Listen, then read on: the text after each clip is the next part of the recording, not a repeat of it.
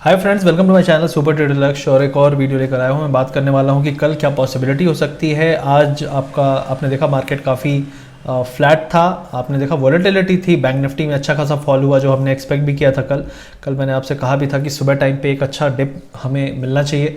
Nifty bank Nifty दोनों में dip मिला, लेकिन बाद में फिर आईटी ने निफ्टी को काफ़ी संभाला। बैंक फिर भी काफ़ी वीक बंद हुए हैं। तो ये आज का समरी है। लेकिन ओवरऑल अगर आप देखेंगे तो आईटी में इन्फोसिस और आपका भारती एयरटेल, आईटीसी, ये कुछ स्टॉक्स थे जिन्होंने संभाला। मेजरली जो दिन के दौरान में आपने देखा कि आईटी संभाला हुआ था, बाद में भारती आईटीसी ने थोड़ा थोड़ा पुश किया ऊपर की तरफ। और जो डाउन साइड में ड्रैग करने वाले स्टॉक थे वो बेसिकली आपके एचडीएफसी ट्विंस थे और बैंकिंग स्टॉक थे। तो उनमें आज आपने काफ़ी फॉल देखा। रिलायंस भी नीचे की तरफ खींच रहा था। तो ओवरऑल 11 पॉइंट्स हम डाउन हैं, 15,740 पे हैं। तो यहाँ पे इंपॉर्टेंट लेवल आपके लिए 15,700 होगा। किसी भी केस में इसको हम देखते हैं कि टूट रहा है तो आपका जो लेवल है वो पॉसिबल आपका 600 और 580 तक का हो सकता है। तो ये सिंपल पॉसिबिलिटी है, सीधी सीधी बात जो है मैं आपको यहाँ पे बता रहा हूँ। अब हम बात कर लेते हैं यहाँ पे ग्लोबल मार्केट्स में क्या चल रहा है। तो ग्लोबल मार्केट्स में अगर आप देखेंगे तो करंटली 12 पॉइंट्स ऊपर है आपका डाउ जोन्स, और टेक जो है थोड़ा ऊपर है। यहाँ पे जो मेजर आज हाईलाइट होना चाहिए वो होना चाहिए आपका क्रिप्टो में बहुत भयंकर फॉल आया है। आज करीब 10% सभी क्रिप्टोज गिरे हैं, 10 to 15%। तो ये एक रीज़न है जिसके कारण मैं आज सोच रहा हूँ कि मोस्ट प्रोबेबली वहाँ पे टेक सेक्टर में कुछ हलचल दिख सकती है, स्टॉक मार्केट में कुछ हलचल दिख सकती है, क्योंकि आपका जो रिटेलर क्राउड है यूएस का वो बहुत ज़्यादा इन्वॉल्व है क्रिप्टोज़ में। और क्रिप्टोज़ में जब भी उनको लॉस होता है तो उसका इम्पैक्ट हम देखते हैं सेंटिमेंटली आपका स्टॉक मार्केट में भी दिखता है। तो इस पर थोड़ी नज़र रहेगी किस तरीके से मार्केट खुलता है और किस तरीके से आज हमारा यूएस मार्केट किस तरीके से क्लोज होता है। उसी से हमारा पूरा गाइडेंस है कल का, क्योंकि हमारा मार्केट वीक था और अगर यूएस मार्केट भी आज वीक क्लोज होता है तो हमारा मार्केट एक डिसाइसिव डाउनवर्ड्स मूव ले सकता है। उसके अलावा अगर हम बात करें यहाँ पे तो डाउ जोन्स अगर आप देखेंगे तो डबल टॉप बनाया है। उसके बाद हम देख सकते हैं यहाँ पे थोड़ी सी कंसोलिडेशन है और टाइम वेस्ट कर रहा है। यहाँ पे टाइम करेक्शन नहीं कह सकते। यहाँ पे एक और चीज़ इंपॉर्टेंट है कि आप देख सकते हैं डाइवर्जेंस ऑलरेडी क्रिएटेड है। और यहाँ से देखिए जो रेडीनेस है वो तो डाउनवर्ड्स की है, लेकिन मार्केट वो ट्रिगर ढूंढ रहा है शायद कि कौन सा ऐसा ट्रिगर है जो मार्केट को नीचे की तरफ पुश करेगा। आज का दिन बहुत इंपॉर्टेंट है। मेनली रीज़न मेरा जो है वो क्रिप्टो ही होगा। तो आज का देखना बहुत ज़रूरी है किस तरीके से यूएस मार्केट वर्क करता है। उसके अलावा एक और चीज़ है आपका डॉलर। तो डॉलर में मैं आपको यहाँ पे बताना चाहता हूँ कि वीकली टाइम फ्रेम में आपको मेजर डाइवर्जेंस है पॉजिटिव, मतलब डॉलर यहाँ से ऊपर जा सकता है। आप देख सकते हैं पुराना लो यहाँ पे था, दूसरा लो यहाँ पे है, लेकिन आप देख सकते हैं यहाँ पे डबल बॉटम बना रहा है। मतलब ऑलमोस्ट यहाँ से अगर एक रैली स्टार्ट हुई तो वो रैली इसकी डिसाइसिव रैली होगी, जो हो सकता है 94, 95 और ऊपर भी जा सकती है। तो ये एक बहुत इंपॉर्टेंट लेवल है 89.8, 90 का। अगर यहाँ से हम देखते हैं रैली स्टार्ट होती है तो डॉलर ऑलरेडी साइन दे रहा है कि हो सकता है एक बहुत बड़ा अपसाइड डॉलर में दिखे। और अगर 89.5 का एरिया टूटता है तो फिर बड़ी मुश्किल हो जाएगी डॉलर के लिए, क्योंकि फिर हम काफ़ी यहाँ से डाउनफॉल देख सकते हैं। एटलीस्ट 88 तक का तो इमीडिएट फॉल है और मुझे ऐसा लगता है फिर हम 84, 83 की तरफ भी जा सकते हैं। तो ये बहुत इंपॉर्टेंट मेक और ब्रेक लेवल है डॉलर का। तो देखते हैं किस तरीके से डॉलर प्ले आउट करता है। उसके अलावा अगर बिटकॉइन की बात करें तो आप देख सकते हैं बिटकॉइन में यहाँ पे काफ़ी डिस्ट्रीब्यूशन अच्छा खासा किया इसने। उसके बाद आप देख सकते हैं बहुत सडन फॉल आया। अभी यहाँ पे हम बहुत इंपॉर्टेंट लेवल पे हैं 32,000। मुझे ऐसा लगता है कि एक बार ये 30,000 के नीचे भी जाएगा, 29,000, 28,000 तक जाना चाहिए। उस एरिया में इसको थोड़ा सा कंसोलिडेशन होना चाहिए इस एरिया में, और फिर यहाँ पे हो सकता है अगर टाइम यहाँ पे बिताता है तो अगली रैली स्टार्ट हो सकती है। अगर यहाँ से ये इंपॉर्टेंट एरिया ब्रेक करता है तो फिर बड़ी दिक्कत में आ जाएगा आपका बिटकॉइन, और 20,000 तक भी जा सकता है। ऐसा मुझे लगता नहीं कि जाएगा। मुझे लगता है कि 28,000, 27,000 तक को सपोर्ट मिल जाना चाहिए। लेकिन फिर भी इस एरिया को मार्क करके रखिए। अगर किसी भी केस में अगर आप क्रिप्टो में ट्रेड करते हैं और 27,000 ब्रेक होता है तो बहुत बड़ा फॉल ऑलमोस्ट 20,000 तक का आ सकता है। तो ये मेरा बिटकॉइन के बारे में है, और पूरे क्रिप्टोज के बारे में भी ऑलमोस्ट सेम है। करंटली हम जहाँ पे हैं वो इंपॉर्टेंट सपोर्ट लेवल्स हैं। अगर यहाँ से बाउंस नहीं आया 1-2 दिन में और हम गिरे तो करीब करीब यहाँ से 5 to 10% का और फॉल आ सकता है, मिनिमम बोल रहा हूँ मैं। अब हम यहाँ पे बात कर लेते हैं आपका अपने इंडियन मार्केट के बारे में। लेकिन उससे पहले चैनल पे अगर आप नए हैं तो सब्सक्राइब करिए, और वीडियो अच्छा लगते हैं तो लाइक और शेयर ज़रूर करिए। हमारा टेलीग्राम चैनल है सुपर ट्रेडर लक्ष्य, उसको भी ज्वाइन करिए। और अगर आपको सीखने में इंटरेस्ट है, आप चाहते हैं कि सीखें और स्टॉक मार्केट में ट्रेडिंग कैसे करनी है, क्योंकि अभी जो दौर निकल गया है वो बहुत आसान था। मार्केट एक तरफ मूव कर रहा था, लेकिन जब कंसोलिडेट करता है, जब रेंज बाउंड होता है, जब डिप्स भी आते हैं तो आपको बहुत मुश्किल होगी पैसे बनाने में। तो ये सब चीज़ें आपको सीखनी पड़ेगी। तो अगर आप सीखना चाहते हैं तो हमारा STL सुपर ट्रेडर प्रोग्राम है, उसको ज्वाइन कर सकते हैं। इस वीडियो के डिस्क्रिप्शन में डिटेल आपको मिल जाएंगी। अब यहाँ पे जो हम इंडियन मार्केट में बात करेंगे तो सबसे पहले मैं मिड कैप की बात करूंगा। मैंने कल भी आपको बताया था कि 200% का एक्सटेंशन पे करंटली चल रहा है mid cap 100 index. Right now अगर आप देखेंगे यहाँ पे आवरली चार्ट में डाइवर्जेंसेस स्टार्ट हो गए हैं, तो मुझे ऐसा लगता है कि थोड़ी मिड कैप में भी यहाँ पे प्रॉफिट बुकिंग आ सकती है। इसका इंपॉर्टेंट सपोर्ट आपको 25,900 पे है, मतलब यहाँ से करीब 1000 पॉइंट का जो ये पूरी रैली आई है इसका एटलीस्ट 50% तो गिव अप करना चाहिए मोस्ट प्रॉब्ली। तो पहला सपोर्ट आपका 26,500 के आसपास आएगा। तो मुझे ऐसा लगता है एक अगर इसको अपसाइड भी जाना है तो एक यहाँ पे सपोर्ट और फिर उसके बाद अपसाइड स्टार्ट करेगा, तो इतना एक करेक्शन मिड कैप इंडेक्स में आ सकता है। उसके बाद आईटी की बात करें तो आईटी जो इंडेक्स है वो आपका एक मेजर रेजिस्टेंस को आज इसने टच किया है। मुझे लगता है कि यहाँ से आईटी इंडेक्स थोड़ा कंसोलिडेट होगा, साइडवेज होगा, एक डिप भी आ सकता है 27,200 का, मतलब यहाँ से 1 to 2% का एक डिप भी आपको दिख सकता है आईटी इंडेक्स में। तो आईटी और मिड कैप में दो ऐसी चीजें हैं जहां पे प्रॉफिट बुकिंग आपको दिख सकती है अगले कुछ दिनों में।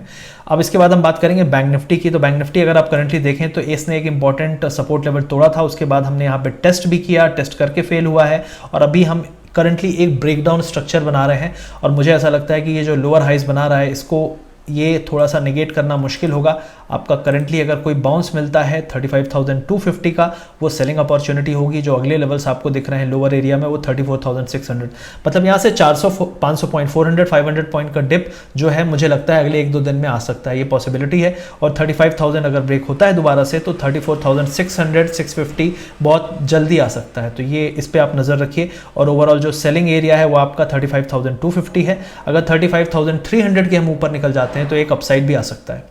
अब हम यहाँ पे निफ्टी की बात कर लेते हैं। तो निफ्टी में करंटली आप देख सकते हैं पहले हमने एक अप ट्रेंड बहुत पर्टिकुलर एक प्राइस एक्शन, अगर आप देखते हैं ट्रेंड लाइन आपने पढ़ा है तो आपको पता है कि पहले हम ट्रेंड लाइन जो है उसके ऊपर हम सपोर्ट की तरह काम करते हैं, एक बार हम ब्रेक करते हैं बड़े कैंडल के साथ, फिर हम नीचे से उसको टेस्ट करते हैं, कई कोशिशें करते हैं। अगर हम उसको नहीं क्रॉस कर पाते तो फिर ये कंफर्म होने लगता है कि मोस्ट प्रॉब्ली अब हम नीचे जाने वाले हैं। तो अगर हम ये जो करंटली निफ्टी 50 का देखें तो मोस्ट प्रॉब्ली वही स्ट्रक्चर दिखा रहा है, लेकिन अगर आपको देखना है कि ब्रेकडाउन पॉइंट कौन सा होगा तो 700 ब्रेकडाउन पॉइंट होगा। किसी भी केस में 15,700 टूटा तो आपका जो निफ्टी है 15,600 तक बहुत स्टीप फॉल देगा एक बड़े कैंडल के साथ। तो ये पॉसिबिलिटी दिख रही है। बहुत सारे लोगों ने यहाँ पे भी शॉर्ट किया होगा, वो थोड़ी सी ब्रेव शॉर्ट है, लेकिन मुझे ऐसा लगता है कि 690 के नीचे अगर आप शॉर्ट करेंगे तो आपके लिए अगले 70-80 पॉइंट्स बहुत आसानी से मिल जाएंगे। तो ये पॉसिबिलिटी निफ्टी 50 की है। उसके अलावा मैं बैंकिंग में बात करूंगा तो एसबीआई की बात करूंगा। एसबीआई में मैंने ऑलरेडी 2-3 दिन 4 दिन से बहुत सारे लोग एसबीआई कर रहे थे। मैंने क्लियरली बोला देखिए अपना अगर व्यू है उसको बोल्डली रखना चाहिए, मैनिपुलेटिव होकर कोई फायदा नहीं है। अगर हम गलत हैं तो हैं भाई, मैंने बोला कि मार्केट करेक्ट होगा, मार्केट करेक्ट हुआ। इकोनॉमी वाइज मार्केट यहां से गिरना चाहिए, सिंपल सी चीज है। और इकोनॉमी अभी भी अच्छी नहीं है। आप इकोनॉमी को कवर अप कर सकते हो लेकिन बहुत लंबे समय तक नहीं कर सकते। बेरोजगारों को क्या कहीं छुपा दोगे, बहा दोगे, क्या करोगे? बेरोजगार तो रोड में है। तो अगर इकोनॉमी खराब है, बेरोजगार रोड में है तो प्रॉब्लम तो है। अब मार्केट उसको रिकॉग्नाइज आज नहीं कर रहा है, कल करेगा, और जब करेगा तो मार्केट गिरेगा। जब मार्केट गिरेगा तो आप बोलोगे ये क्या हुआ, सब कुछ तो ठीक था, लेकिन ठीक नहीं था। आपको मार्केट लेट रिकॉग्नाइज करता है। ये चीज़ हो रही है मार्केट में क्योंकि लिक्विडिटी अच्छी खासी है और बहुत सारे नए लोग पैसा ले लेके आए हैं, भर के डाल दिया है। अब इन लोगों को अपने धंधे पानी के लिए जब पैसा निकालना पड़ेगा और मार्केट अगर यहाँ से अचानक से गिरने लगा तो उनके पैसे 10% 15% लॉस पे वो लोग कैसे बुक करेंगे? नहीं करेंगे लोग। किसी को आदत नहीं है। मार्केट, स्टॉक मार्केट के अलावा ज़्यादातर बिजनेस में लोग 100 लगाते हैं तो 101 रुपये ही कमाते हैं, लेकिन कमाते हैं। स्टॉक मार्केट ऐसी जगह है जहाँ पे 100 का 90 भी हो सकता है, 80 भी हो सकता है, 50 भी हो सकता है और 100 का 200 भी हो सकता है बहुत जल्दी। तो ये चीज़ें लोगों को रियलिटी पता नहीं है, जो कि अब पता चलेगी मोस्ट प्रॉब्ली। तो इसलिए थोड़ी सी मैं हमेशा आपको कॉशन दिखाता हूँ क्योंकि मैंने मार्केट के बहुत साइकिल देखे हैं। मैं एक दिन बताऊंगा उसके बारे में स्टोरी। मैं कल ही किसी को दिखा रहा था, अपने एक फ्रेंड से बात कर रहा था तो मैं उसे चार्ट्स दिखा रहा था। तो मतलब 2009 से लेके 2021 तक मुझे हर इवेंट, जब मैं चार्ट देखता हूँ तो मुझे पता है यहाँ पे ये हुआ था, यहाँ पे ये हुआ था, यहाँ पे चाइना ने युआन डिवैल्यूएशन किया था, यहाँ पे ब्रेक्जिट हुआ था। तो वो दिखता है, पता है, क्योंकि हमने उसको फेस किया था। तो उसी तरीके से ये भी एक इवेंट है, ये भी निकल जाएगा। इसके बाद भी मार्केट अपनी रियलिटी चेक करेगा। तो आपको थोड़ा सा पता होना चाहिए सब चीज़ें। तो यहाँ पे बैंकिंग में अगर आप जाएंगे तो आप देख सकते हैं कि स्लो एंड स्टडी फॉल था यहाँ पे आईसीआईसीआई बैंक में। बहुत अभी भी पैनिक सिचुएशन नहीं है। 636 पे सपोर्ट है। 636 अगर होल्ड करता है तो बाउंस आएगा और 636 अगर ब्रेक करेगा तो आपको यहाँ से 20 पॉइंट्स का और फॉल दिख सकता है, 617 से लेके 613 के आसपास तक। अब हम यहाँ पे और बात करेंगे आपका सन फार्मा। तो सन फार्मा मेरे हिसाब से ब्रेकआउट कैंडिडेट है, यहाँ से थोड़ा ऊपर जा सकता है। सपोर्ट इसका 665 पे है। मुझे ऐसा लगता है पहले टारगेट्स इसके 684 से लेके आपका 695 तक के होने चाहिए। तो ओवरऑल फार्मा में मुझे लगता है सन फार्मा अच्छा कर सकता है। उसके अलावा जो अगला स्टॉक है जिसकी बात मैं करूंगा वो है आपका कोटक महिंद्रा बैंक। तो कोटक महिंद्रा बैंक अभी भी अप ट्रेंड में है, आप देख सकते हैं सपोर्ट पे है। तो आप ये जब तक ये सपोर्ट नहीं तोड़ेगा तब तक ये स्ट्रांग ही है। अपसाइड यहाँ से फिर आप नया हाई बनाते हुए इसको देखेंगे, 1830 1840 तक जा सकता है। तो ओवरऑल 1788 का लेवल अगर टूटा तो दिक्कत है, अगर नहीं टूटा तो ये अप ट्रेंड कंटिन्यू रहेगा, तो इस पर आप नजर रख सकते हैं। उसके अलावा HDFC बैंक है, इसके बारे में कल मैंने बताया था आपको, ये जब तक इस एरिया को ब्रेक नहीं कर सकता प्रॉब्लम में है। और यहाँ से एक डाउनफॉल आपको दिख सकता है 1460 तक का। अभी हम 1480 पहुंच चुके हैं, यहाँ पे हो सकता है यहीं से वापस एक और अटेम्प्ट करे या फिर हो सकता है 460 तक जाए, लेकिन 460 एरिया में आपको बाउंस अच्छा खासा दिखेगा। तो 460 अगर मिले तो वहां पे आप एक बाइंग अटेम्प्ट कर सकते हैं। जो अगला स्टॉक है जिसकी बात मैं करूंगा वो है आपका एक्सिस बैंक। तो एक्सिस बैंक करंटली सपोर्ट पे फिर आके आज इसने सपोर्ट लिया है। मुझे ऐसा लगता है कि एक्सिस बैंक कल फिर अच्छा कर सकता है बैंकिंग सेक्टर के स्टॉक्स में, लेकिन आपका 738 का लेवल अगर तोड़े 738 का लेवल अगर तोड़े तो उसके बाद आपको एक्सिस बैंक 720 तक का फॉल दिखा सकता है। तो ये ऐसा नहीं है, मेक और ब्रेक लेवल है यहाँ से, ऐसा नहीं है कि सपोर्ट ले ही लेगा। अगर तोड़ा तो उसके लिए आपको रेडी रहना है, अगर नहीं तोड़ा तो आपको पता है कि दोबारा से ये 760 से लेकर 770 का एक नया हाई बना सकता है। तो ये पॉसिबिलिटी थी इन स्टॉक्स में। उसके अलावा मैं बात करूंगा यहाँ पे LNT के बारे में। LNT फिलहाल के लिए अगर आप बोलें यहाँ पे तो बहुत ही ज़्यादा एक टिपिकल आप देख सकते हैं यहाँ पे डबल टॉप स्ट्रक्चर है, पुराने हाइस से बिल्कुल सिंक हो रहा है और ये स्टॉक सिर्फ कैचअप के लिए भागा है।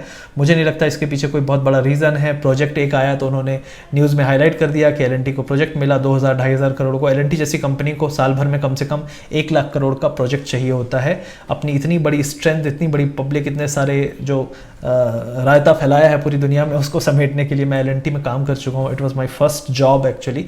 तो LNT की बहुत बहुत बड़ी कंपनी है, बहुत सारे प्रोजेक्ट्स हैं। तो 2-2.5 करोड़ का प्रोजेक्ट बहुत सिग्निफिकेंट नहीं होता, लेकिन वही है कि किस टाइम पे आप हाईलाइट करते हो, और वो उस दिन की न्यूज़ भी नहीं होती, उसके 1 दिन पुरानी 2 दिन पुरानी न्यूज़ होती है। बस डिपेंड करता है कि टीवी वालों को कब हाईलाइट करना है, कब पुश करना है, कोई तो संभाल ले मार्केट को। तो ये सब चीज़ें हैं। तो ओवरऑल LNT मेरे हिसाब से आप एक डेंजर एरिया में है। ये स्टॉक जो गया है just for the name sake, for catch up गया है, इसमें कोई फंडामेंटल रीज़न इतना बड़ा नहीं है। तो मुझे लगता है कि यहाँ पे आपको थोड़ा सा इससे संभल के रहना चाहिए। ये एग्जिट एरिया है 1600 के आसपास।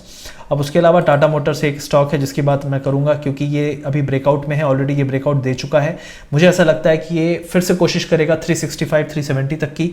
2-3 कोशिशें कर चुका है 350 ब्रेक करने की, आज हाई पॉइंट पे क्लोज भी हुआ है। मुझे ऐसा लगता है ये पॉजिटिव सिनेरियो है। अगर RSI देखें तो यहाँ भी काफ़ी स्पेस बचा है, तो हो सकता है ये 365-370 जाए। तो ये एक पॉसिबिलिटी दिख रही है। ओवरऑल ये सभी स्टॉक्स थे। एक मेटल में मैं आपसे बात रखना चाहता हूँ कि जो टाटा स्टील है फिलहाल के लिए आपका इंपॉर्टेंट सपोर्ट पे है। ये बार बार धोखा दे रहा है और स्ट्रेंथ नहीं मिल पा रही है। आप RSI में भी देख सकते हैं वीकनेस है। मुझे लगता है करेक्शन एक इसको देना चाहिए। कितना बड़ा करेक्शन आएगा हमें नहीं पता, लेकिन एक एटलीस्ट अगर आप कोई टारगेट बोले तो 1050 के आसपास तो मुझे लगता है जाएगा इस बार। तो किसी भी केस में 1100 तोड़े तो आपको 40 से 50 रुपए का फॉल दिखा सकता है स्टील सेक्टर में टाटा स्टील। अगर नहीं गिरता है तो कोई दिक्कत नहीं, आपको पता है कहां से आपको स्टॉप लॉस होना चाहिए अपसाइड के लिए। 1100 आपका स्टॉप लॉस है। किसी भी केस में आप बाइंग करना चाहते हो तो 1100 के जब तक ऊपर है कोई दिक्कत नहीं, 1100 के नीचे आए तो आपको शॉर्ट करना पड़ेगा। अब इसके अलावा एक और है हिंडाल्को, उसकी बात भी कर लेता हूं। तो हिंडाल्को फिलहाल के लिए आप देख सकते हैं आज इसने अच्छा खासा फॉल दिखाया, फिर बाउंस भी हुआ, लेकिन ये जो इंपॉर्टेंट 378 का एरिया है मुझे लगता है इसको बार बार चैलेंज कर रहा है। और अगर 378 इस बार तोड़ा तो आपको इसकी एक नई रेंज मिलेगी, जो मुझे लगता है कि आपकी ये रेंज होनी चाहिए। अप्रॉक्सीमेटली आपको 340 से लेके 360 पे आके पहले रुकेगा, फिर उसके बाद हो सकता है इस एरिया में थोड़ा सा ये टाइम बिताए, यहाँ पे महीने 2 महीने, हफ्ते 2 हफ्ते, ये हम नहीं कह सकते अभी, लेकिन फिलहाल मुझे ऐसा लगता है कि इस रेंज को तोड़ के इस वाले एरिया में आना चाहिए इसको। तो ये सभी स्टॉक्स थे। आई होप वीडियो आपको अच्छा लगा होगा। अगर अच्छा लगा तो लाइक शेयर सब्सक्राइब करिए, वीडियो को ज़्यादा से ज़्यादा लोगों तक पहुंचाइए और मिलते हैं अगले वीडियो में। तब तक के लिए धन्यवाद।